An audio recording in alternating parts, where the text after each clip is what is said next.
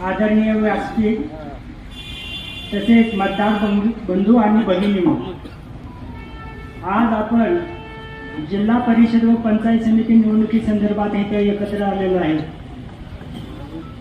अनेक म्हणजे लोकांना असं म्हणायचं होतं की त्या उमेदवाराला काही बोलता येत नाही, हा टोपी घालतो, धोतर घालतो, परंतु आम्हाला जी आमच्या गुरुंनी जी शिकवण दिली, आपण कुठल्याही क्षेत्रामध्ये असल्यानंतर आपला उद्देश चांगला असला पाहिजे, सरळ असला पाहिजे, विचार चांगले असले पाहिजेत।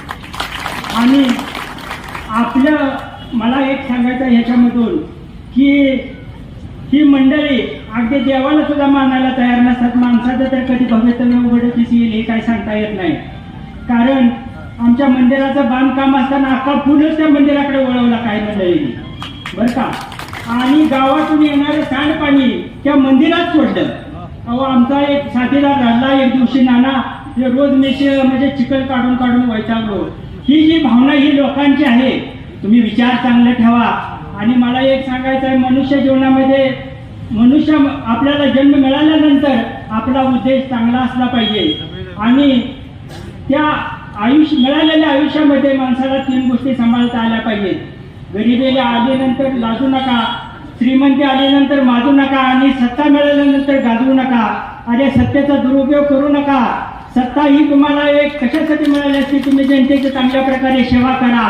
या संदर्भातून तुमचा विचार चांगला असला पाहिजे। मला यातून एकच सांगायचं आहे, मला माझा ह्याच्यामध्ये स्वतःचा काही स्वार्थ नाही।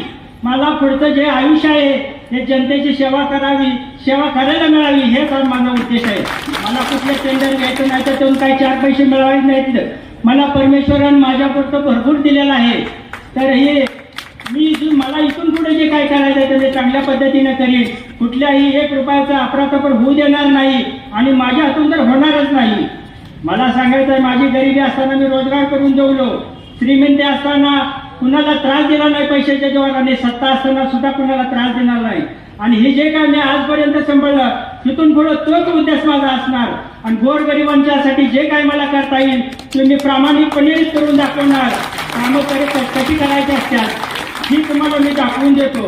एखादं डांबरी केलं तर 4 दिवसात त्याचा फकुटा उडतोय, आणि त्याचं निम पैसे हडप केले जातात। ही वस्तुस्थिती तुमची आहे। तर मला जनतेला एकच नम्र विनंती करून सांगायचंय, माझ्यावर तुम्ही पूर्ण विश्वास ठेवा। तुम्हाला एखादं काम कमी होईल, पण माझ्याकडून कुठलाही त्रास होणार नाही, आणि अन्यायाविरुद्ध माझे लढा कायम राहील, एवढा मी शब्द देतो। रामकृष्ण आहे।